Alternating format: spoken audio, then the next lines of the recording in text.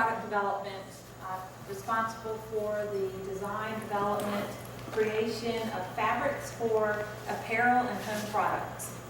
And our whole purpose is to show ideas to industry, to inspire industry to use more cotton and less synthetics. We do a lot of work with outside companies who always researching yarns. We are working with chemical companies, dye stuff companies. We go to machinery companies and run trials. So in the developments that I'm going to show you in this presentation called Natural Concepts, you'll see a lot of different types of fabric constructions, but also printing techniques, garment dyeing techniques, different types of surface application. And since we're such a small group, I really am comfortable if this is interactive. If you have a question, feel free just to go ahead and speak up, and I'll be happy to answer it.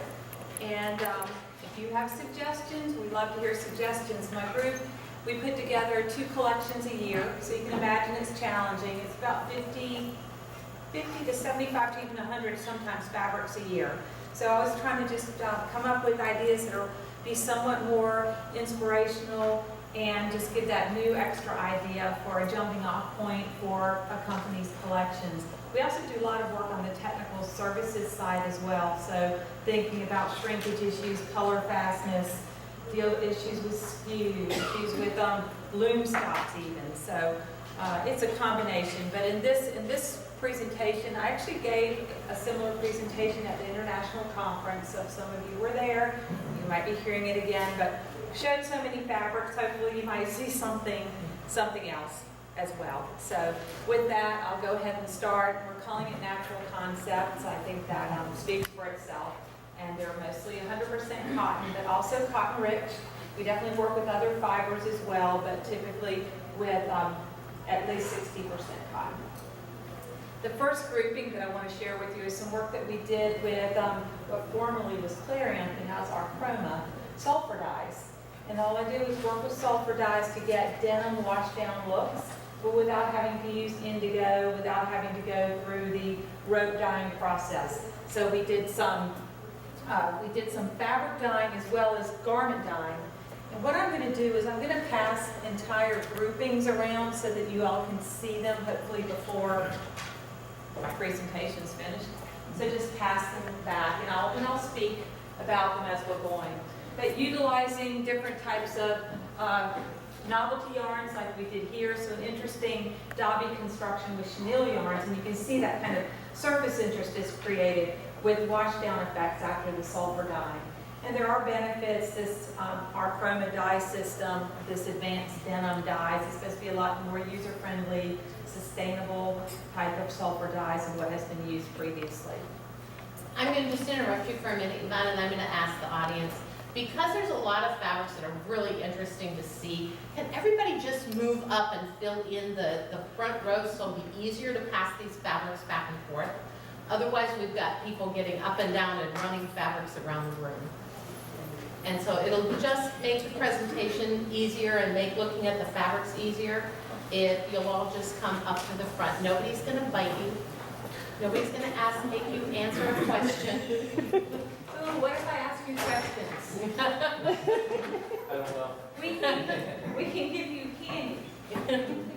But it'll just make it easier to pass things around if everybody's more up towards the front rather than interspersed around the back of the room. Well, it's true. I'm the same. Come on, the front people, the front. That doesn't mean the second row to the back. So here, sulfur dyed, this black sulfur dye on a really nice large scale herringbone construction. In this case, we also did a garment wash technique in a Tonello garment wash machine using metered addition. So another charge for any processing that we do from a knitting perspective, weaving perspective, or wet processing perspective, we have to think about and research methods of less water, energy, and chemicals. So in this regard, using this system, we were able to use less dye stuff and less chemicals. But it creates a very nice wash down effect, and it's called Antarctic Batik. So kind of a white wash effect.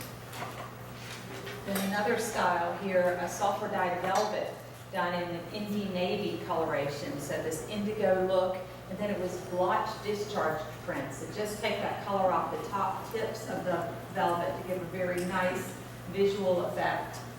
Very nice for fall, winter.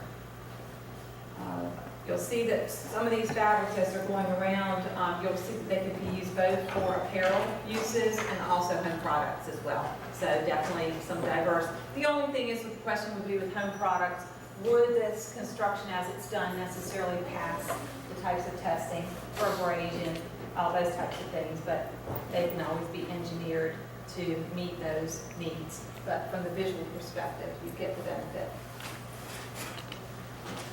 Here, a dobby weave, a nice little pointed twill dobby, where we did a discharge print in this kind of vintage kind of patterning, and then also a wash down.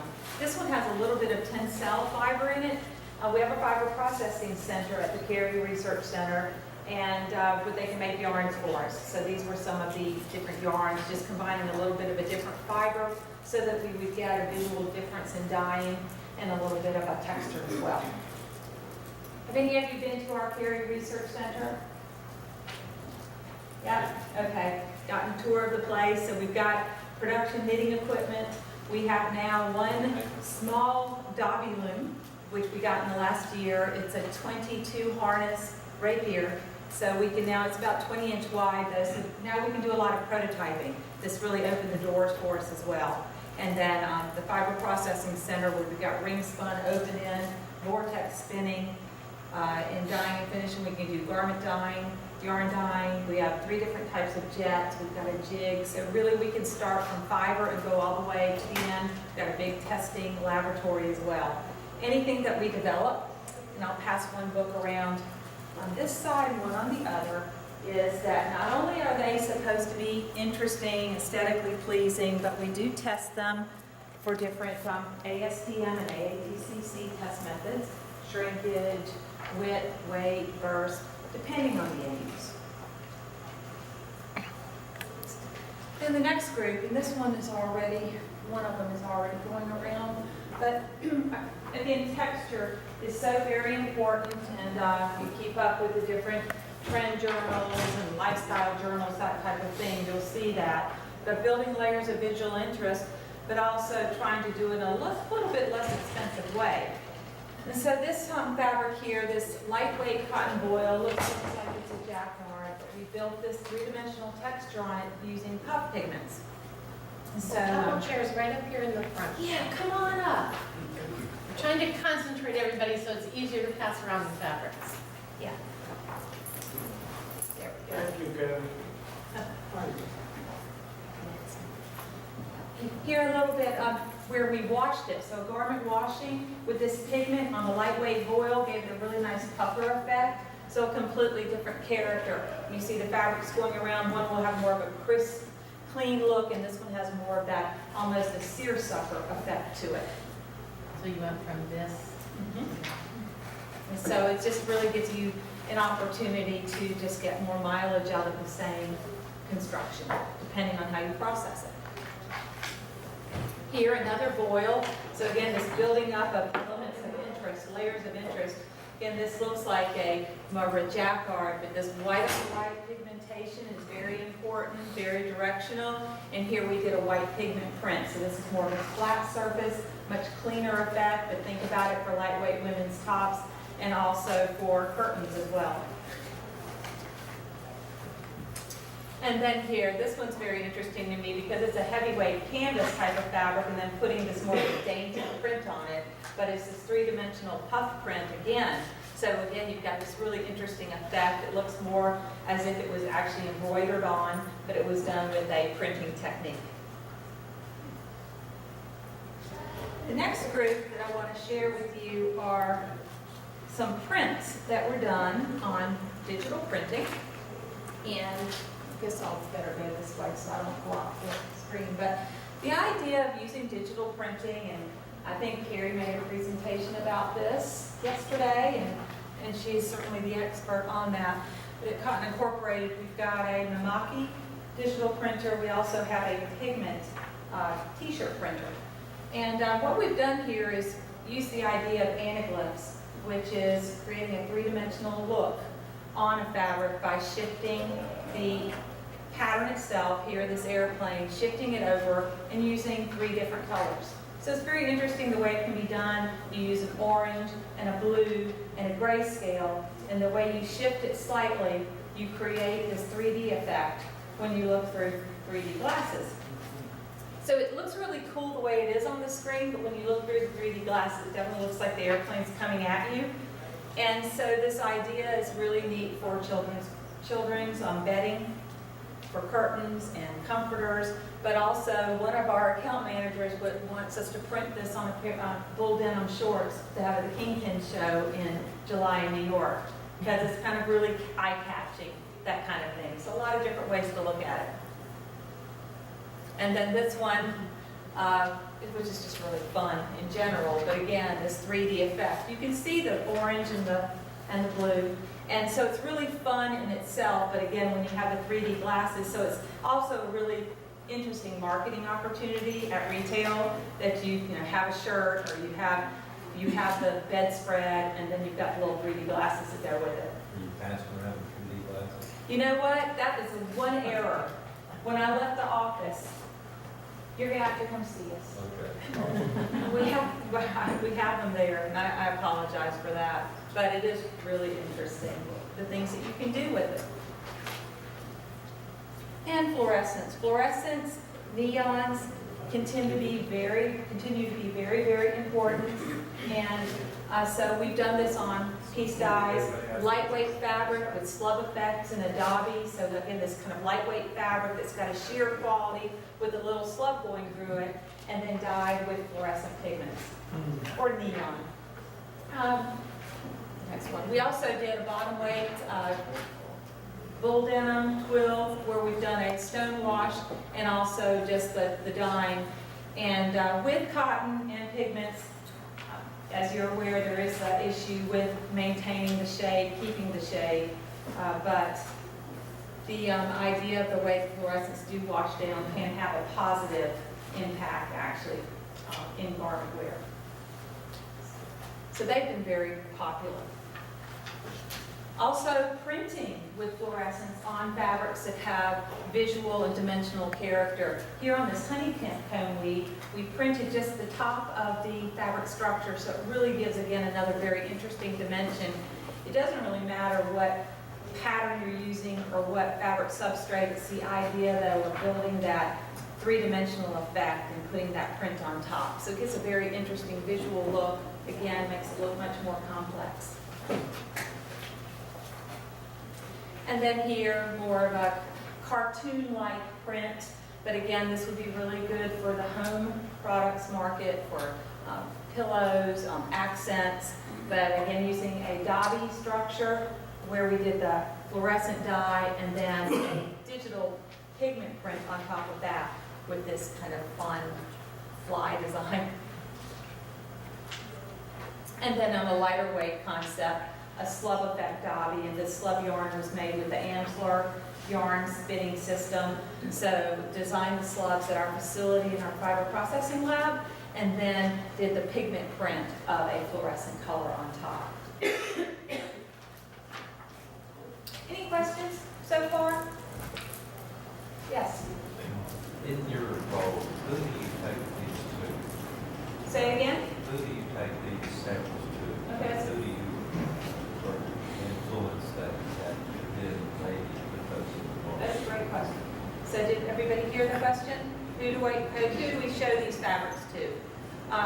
We actually show these fabrics to yarn companies, knitting and weaving mills, apparel manufacturers, brands, and retailers all over the world. Trade shows, we're always at a booth at Premier Vision in Paris in February and September, Outdoor Retailer Show in August and January, Magic, I forget when that is.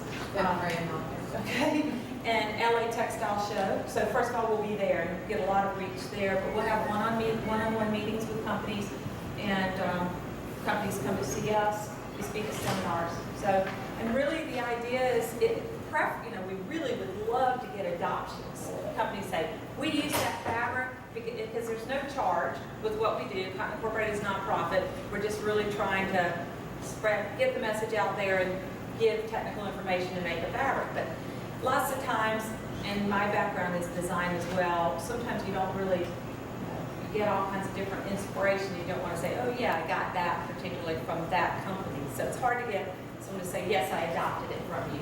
But if we influence a collection and some cotton is used, then we've kind of done our job. But if you, for instance, if any of you buy from Cabela or Eddie Bauer or anything like that, but they've got a storm cotton sweatshirt or a water repellent sweatshirt, that is a technology that Cotton developed that makes the fabric water repellent, and they also did it on jeans. So that was awesome because then we would say, yeah, that's an adoption. But either way, just influencing the market. Another group of fabrics that we did, we worked with a company. The name of the company is AATCC. Get these out of here. And it's gel dyes. And gel dyes are very interesting in that it uses very little water.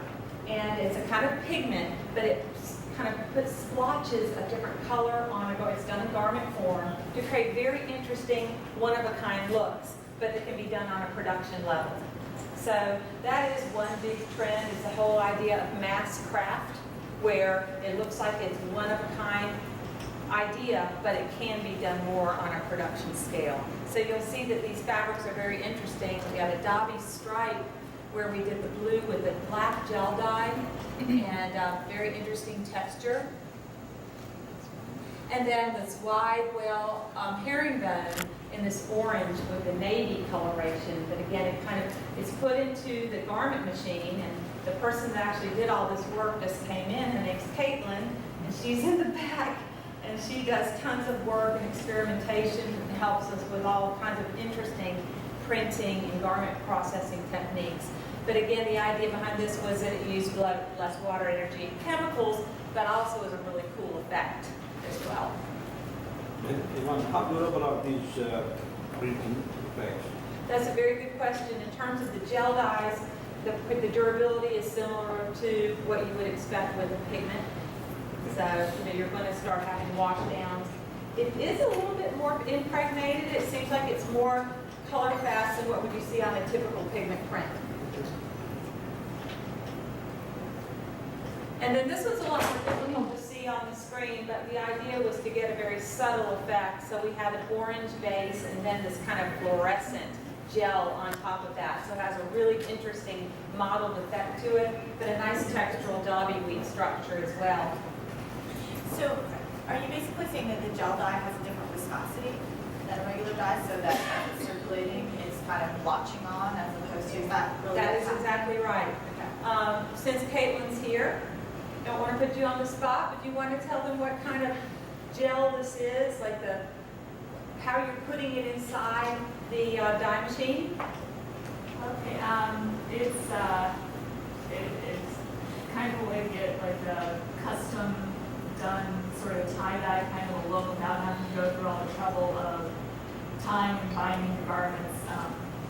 There's a very viscous gel similar to what you would see in a print case, and we're able to just put the gel inside the machine first, spin the machine for the half a minute to sort of fling the gel all over the place, and then you throw in your garment and tumble them for about 20 minutes.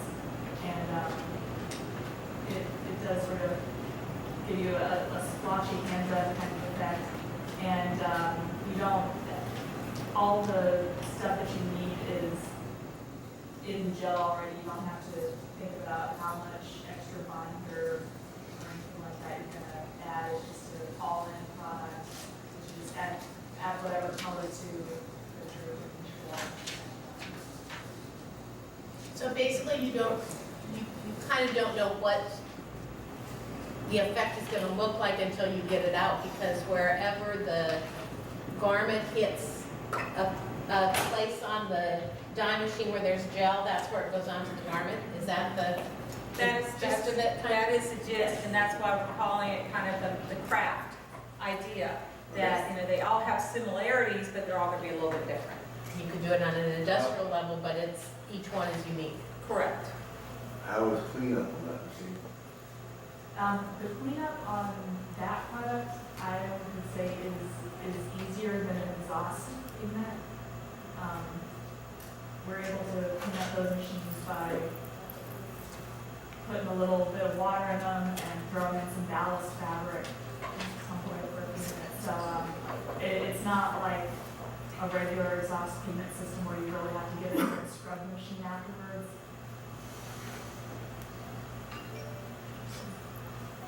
Seems to be easier.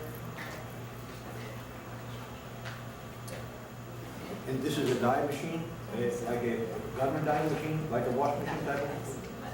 Yes, but with plastic baffles or painter's tape to block the holes. Interesting.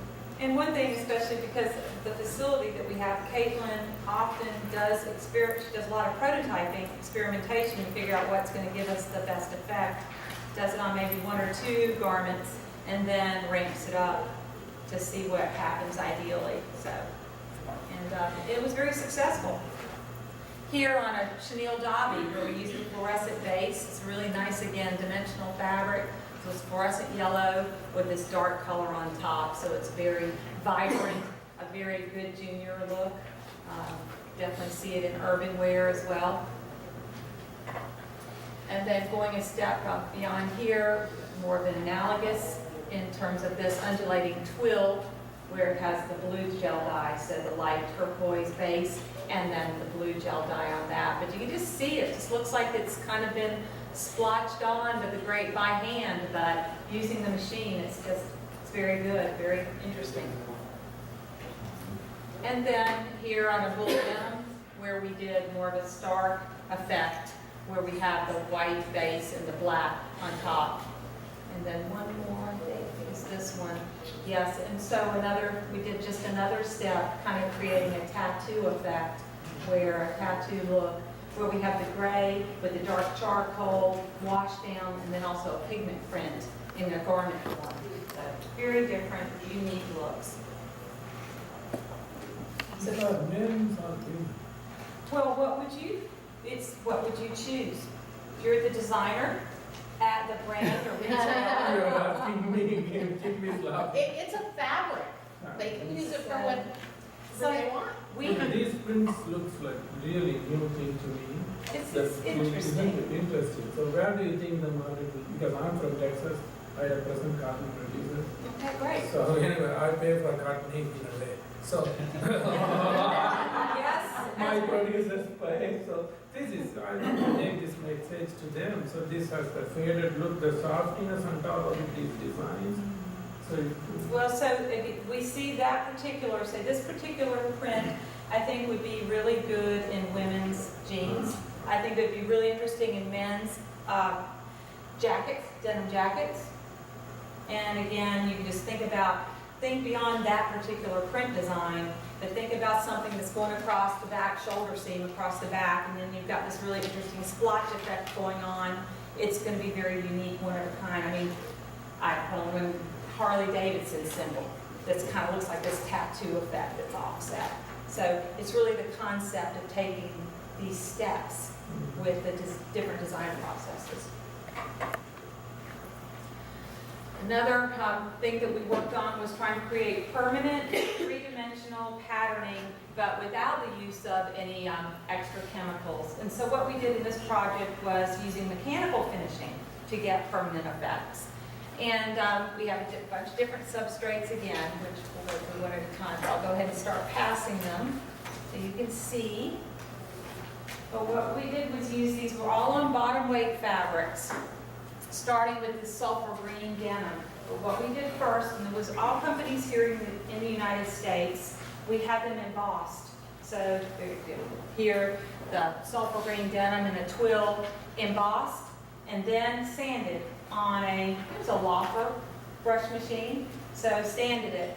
And then we washed it, stone washed it, enzyme washed it, and when it's washed, the part that was embossed, that'll come up again, but the sanded part is always going to have this different surface character. So it creates this permanent effect on the fabric. So it really gives a lot of mileage to just basic fabric substrates. And it can be done in denims. Anything that's got a little bit more robustness to it works better than you think of like a really super flat, lightweight fabric. But you'll see as they're going around, kind of texture on it. The next one. This one looks like it's a jacquard indigo woven. Jacquard indigo wovens are semi-hard to come by, and so getting this effect on a good, robust indigo denim, where you can see on the left it was enzyme washed, and on the right enzyme and stone washed. So you really get this three-dimensional texture, this really richness of the indigo color. Then again, it stays. It's a permanent effect. If you weren't going to sand it, it'd be a different story. Then you'd have to think about resin finishing, having a cross-linker to make it hold more, or have to impart a little bit of a synthetic in there. So this is a good solution if you're wanting to do 100% cotton. So this one is embossed and then it's enzyme and then stone washed? It's embossed and then it's sanded. Mhm. So all these dry mechanical steps. But do you think you could go for a commodity need? Well, It's an accurate cost, These right? are not commodity items, these are all, Yeah. Yeah, I would have to say that everything you're going to see today, for the most part, is aspirational. Because it's definitely, because really, as many companies and trade shows that we go to see, if we don't come with something different and unique, I mean, we can show a ton of commodity fabrics, and we've got engineers at Cotton Incorporated that say, okay, this is how you get less than 5x5 shrinkage, this is how you reduce skew, but we're trying to give you ideas that really just spark your imagination, and it would definitely be more expensive. If you add a process, you're going to add cost. And these surface effects, these are really good. These smoothie surface effects, do they last the washing? Because Yeah. this is all surface, basically surface based, right? Yeah, it's because you've really altered part of the surface, the yarn surface, the fiber surface when you brush it. So you've changed that, and you're not brushing the part that was embossed. So you're going to keep that difference. The part that was embossed is going to stay down. You're never going to be able to brush it like we did with the brushing machine right after the embossing. Does that make sense? Okay. And then here on a indigo denim, a nice dark, rich denim, where again you're seeing it here on the left, it was resized, embossed, sanded, dry form, and then if you're going to do any type of garment washing, that would be done afterwards. And then that's when you're just building into the character of the indigo or the sulfur.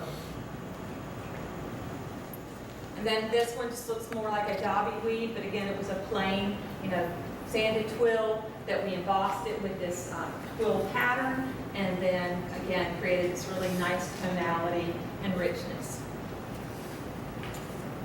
And then more of a jacquard look in this last one in this group, which is done on a twill. And on the back of the hangers, you'll see what it looks like where it was just embossed. And so again, to keep that effect, you really have to do something. You have to put some kind of cross-linking agent to keep it. But once you go and sand it, then you've altered the character of the surface permanently. Those are all of the, I think that was it. So those are all of the wovens before we move to some of the knit constructors. So we do knits and wovens. Do you have any questions so far? Any other questions? Why do you keep the face side of these fabrics rougher than the sandal? You're just asking all kinds of questions, aren't you? Okay, so your question was, why do we? Smooth up on the face. Well, because this fabric, the type of structure it is, we didn't brush the technical back of that fabric. So it's just because we brushed the face, it is much, much softer. Now, you could have brushed the back of the fabric or garment wash it, and then that'll soften it. If you turn the fabric over to brush it, then it's going to be an additional cost and an additional process. I'm just going to interrupt again. Is the sign-in sheet going around? Has everyone seen the sign-in sheet? Okay. If there's somebody who hasn't seen it.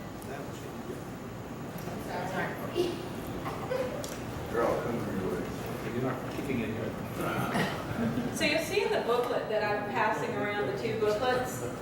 There's a swatch in there. There's information on the machine that was used, the yarns, the machine setup, the dyeing and finishing process, and even in the pattern, the setup for the woven or the knit. And so if a company, yarn mill, manufacturer, brand retailer is interested in any of these fabrics, any of you, as a matter of fact, will provide you with the swatch and those technical details. And so that's kind of the service provided to the industry. Well, I was keeping one of the books. I don't need to ask for something if I keep the whole book. We will have the door locked, and we will be collecting all the samples. But seriously, if it is an opportunity that we can, provide you with some of this information, we're happy to. And I should have brought sheets, but along those left back of the office with the 3D glasses. Sorry.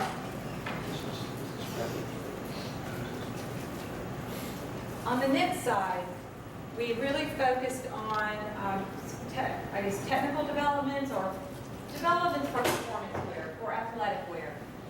We have a technology that was developed at Cotton Incorporated called TransDry, and it's a moisture management technology where we can make yarn, cotton yarn, hydrophobic. So make it completely opposite from what it wants to be. And when you make the cotton yarn hydrophobic, it's not going to absorb as much, it absorbs water at all. And what we did, for instance, in this construction here, it's a jersey construction. You can see there's a black stripe with a space dyed yarn. The black yarn in the stripe is trans-dyed, so it's hydrophobic. And the space dyed yarn is regular cotton. So what happens is just the space dyed yarn will absorb the moisture, so it'll dry faster. And really that development happened because of us competing with the polyester knit tops and all that type of thing. So creating a fabric that is still breathable but has less absorbing capacity. And so this is for tank tops and yoga pants or accents in the waistband of a pair of black yoga pants, and then a running top to go with it. Then we moved on into jacquard development, where we have a white yarn and then again the trans-dry yarn that's black. So having a stretched jacquard, we also have spandex in it. So a nice stretched fabric for knit tops, for yoga wear especially, also just anything outdoors. But again, that will dry faster. Because typically that's been the complaint. With if you've got a cotton t-shirt or something, it stays wet, and that's been an issue. So this is kind of helping to be a solution if you want to have a cotton product. And then just showing a stripe, another just variation. A black and white stripe, so this could be over-dyed as well. But again, you'll feel the stretch in it. We've got a 30 denier spandex, a plaited cotton spandex knit. Again, for tops and running shorts and that type of thing. This is applied during the finishing of the yarn. That's a good question. It's a yarn application. You could equate it to yarn dyeing. So It's put on in the dyeing process. that's right. It's actually put on. It's a separate process from dyeing, but it's done in the same type of equipment. But it's a finish. So. Is it applied as a continuous process or is it applied as a batch process? It's yarn dye. It's like a package for it. Package. We have another technology called Wicking Windows, which I don't have any of those with me, but it's a print where we can print a fluorochemistry on the back of the fabric. And that kind of does a interesting thing is it transfers some moisture to the face. So you have one-way moisture transport to move away from the body. With this trans-dry technology, you have more control on engineering the fabric. So for instance, these constructions here, these are jacquard mesh constructions. And what we've got is little jacquards that we put, and actually the shiny or the contrast color is a synthetic, because first of all we wanted to get a little bit lighter weight and a mesh look, and the opportunity to do a cross dye in the dyeing machine. So we have kind of alternating ends of a regular cotton yarn and then a trans-dry treated hydrophobic yarn to get this faster drying, move that moisture away from the body. So it's very interesting. Construction very similar to this was adopted by a company named Athleta. Any of you familiar with that brand?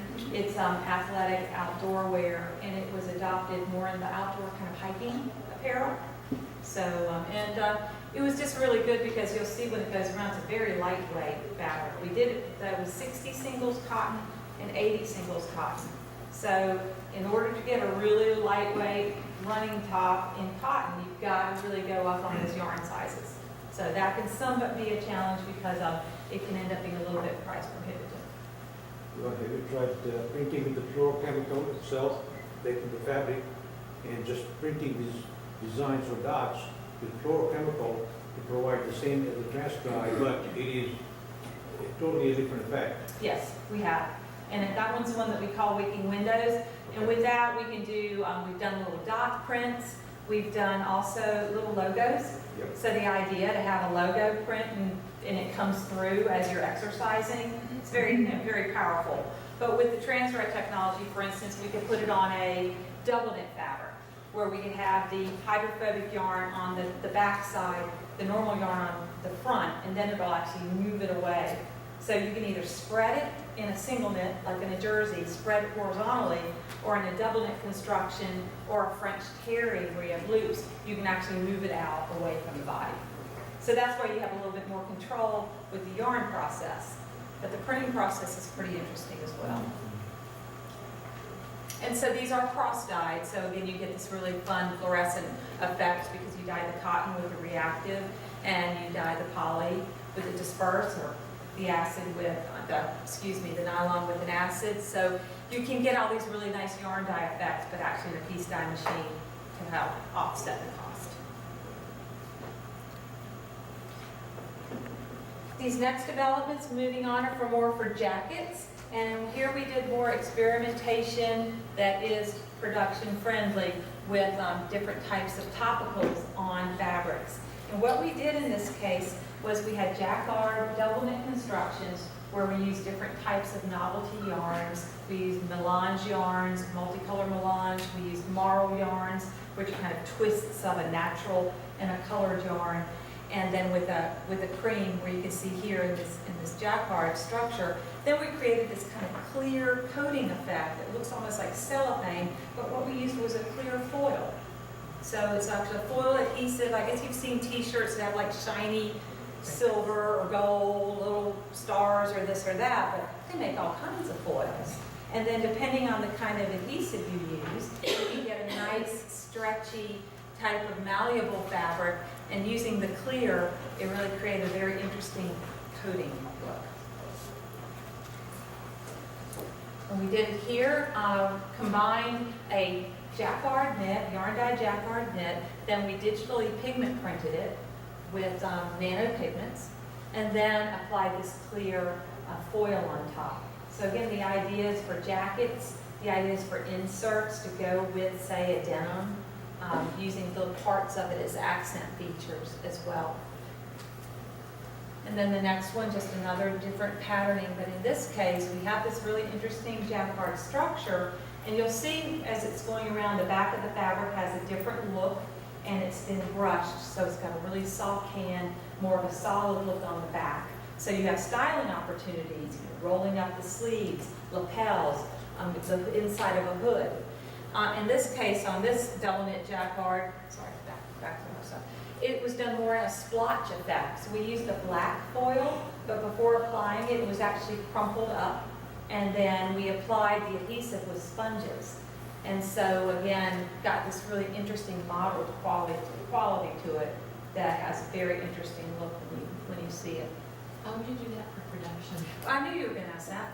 How would you do that for production? In certain parts, actually, and I'm just going to stick with the United States right now, but especially out in California, there's all kinds of garment wash houses. And they do work like this, but it's on a production scale. I mean, so they do all kinds of hand applications. The same companies that'll maybe do hand sanding on denims and setting wrinkles and whiskers in denims, they do this kind of work as well. But they do have open width foil print foil application, but I'm not aware of a source in the United States. There may be, maybe you guys know, if you do, I'd love to know the source, but it can be applied in yardage form as well. Just depends on the garment that you're wanting to do. And then we use the next fabrics that I'm going to share with you, the same fabric substrate. So we have a jacquard pattern on the face and a solid melange on the back. But in this case, we applied a technology called storm cotton, which I mentioned a few minutes ago, but it's water repellent technology that's applied in a pad process, or it can be done in garment form. So it's been adopted by companies that do denim, and usually it's the last step in the process after the washing, the abrasion's been done, and it's actually done in garment form. But with the knit fabrics that we've done, it's all been done in piece form, in a pad process. And it makes the fabric, it's a 100 spray rating right off the bat, and then after 30 launderings, it's around 70 to 80. But the nice thing about it, it stays breathable as well. So it's been really strong in hoodies, in jeans, and we're showing it in kind of taking it another level, more fashion looks that can be used in jackets as well. Here in this one, a jacquard, kind of this geometric, offset geometric with the marl back, and it was brushed on the back, as I said. And then the next one's just a different kind of look. It's got more of a blue-green marl yarn in it, in this jacquard, a natural yarn, a gray, and then the novelty. And then one more here where we use the space-dyed yarn. Space-dyed yarns are so important in the market, and they're going to continue to be because they give a lot of visual interest. They make the fabrics look very unique. And then again, it's water repellent on top of it. Then we use the idea of biomimicry, where looking at nature, being inspired by nature, the colors and patterns of things you find in nature to create a new type of fabric for a market end use. And the idea here was to develop a different kind of fabric for hoodies, for sweat jackets, and for it to be insulative, have low air permeability, but to have a different look. And that's what we did here. The fabric kind of looks like the underneath of a mushroom or lichen on a tree, but when you see the fabric, you kind of brush up and down and see all these different air pockets that are going through the fabric. The face of the fabric you see on the left has a nice little texture, but the inside would have this thermal property and air movement so that you'll trap air for warmth. And it functions just as well or even better than, say, an 80-20 fleece. So it's a really interesting look, and then also putting water repellent technology on top of it as well.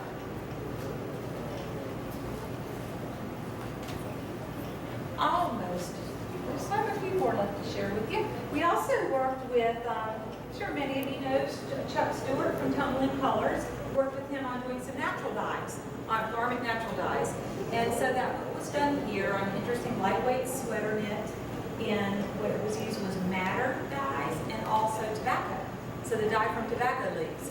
And so the idea is, rather than getting rid of all the leaves, throwing them away, you're actually extracting the dye first. And it gets a really nice effect.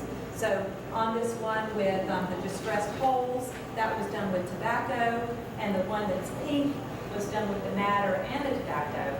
And the process, which of course he can speak much more to, is not using those dangerous or corrosive mordants that are typically used in natural dyeing. So it's a really nice look. It's a very soft look, and really gives a lot of character to the textures.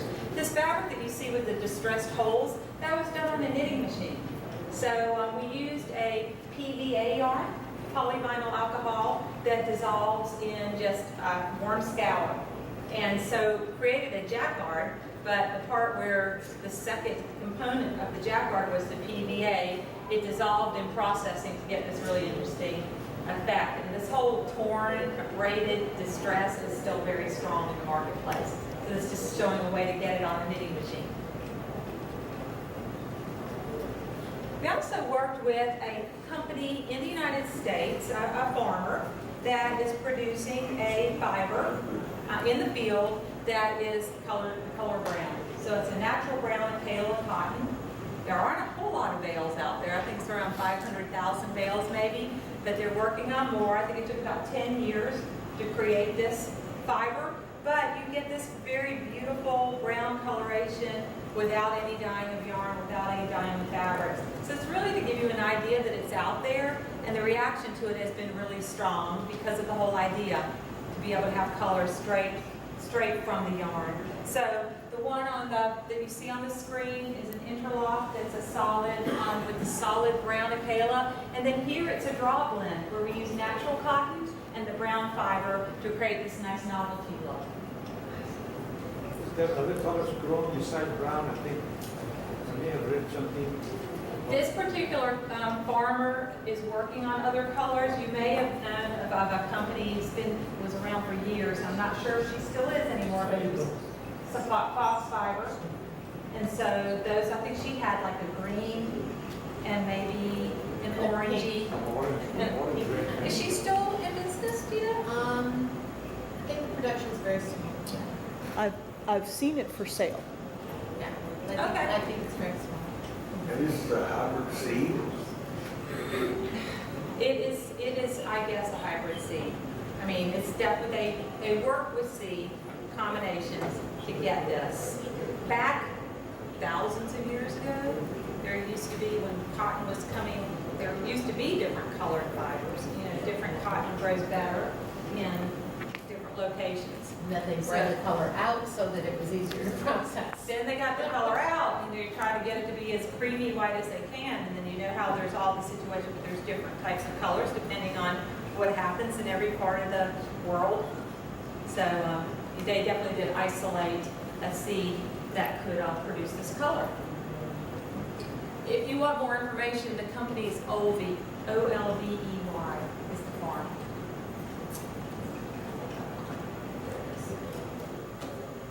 Oh, also, natural fibers. Cotton, combining cotton, the comfort of cotton, and also the warmth and thermal properties of wool. But in this case, these really pretty blue heather fabrics were made using cotton yak yarn. So yak is just another type of wool, but it's kind of a cute little animal. Its hair, it hangs all the way down to the ground, and so it has to be shorn and has to be removed process. And the thing about the yak fiber, it's less expensive than other wools, and it also has natural odor resistant properties as well. So showing this idea for warm, for cool weather wear, warm clothing, turtlenecks, dresses, long sleeve tees is this cotton yak. And you can see the very pretty coloration that's produced. And this last group of fabrics I want to share with you, where we use knit substrates to do also the gel dye technique. And so in this case, you still get a garment dye idea where you're getting this one-of-a-kind look. And we use different types of textured structures, like here, this flat back thermal, and we had it dyed orange, and then this red in the gel dye. And then also another textured double knit. So the idea is just trying to do a different look, an offshoot from a thermal, but that has better performance properties on this one. And then an inlay, more of a French terry effect. So just hitting the top of the loops, which gives it a really nice look. This blue base with the purple on top, and you can see the color underneath peeking through. And then this ruffle knit, a very highly dimensional fabric with more of a neon yellow coloration with this blue on the surface, just hitting the top of the ruffles. Again, to just get visual interest. Again, this is more of a junior look, but it also could be really nice for pillows, that type of thing, accents in the home as well. And as I mentioned, the book that I'm passing around, that's the kind of information that we would provide, those sheets with the swatches and the information on how you could reproduce the fabric or use it as a So those are all the fabrics that I brought today to share with you. I hope that they've been inspirational. Do you have any questions for me? This presentation, is that on the Cotton web anywhere? That Is it someone on- wants to go and look at it? Yes, it's on the Cotton Incorporated website. If you go to the Cotton Incorporated website, there's a tab called Product, and in that you'll see the Fabricast collection or Fabricast information system, and then you can see PowerPoints or visuals of about the last 5 or 6 collections that we've done. So, yeah. Absolutely. Well, thank you. Thank you. It's my box.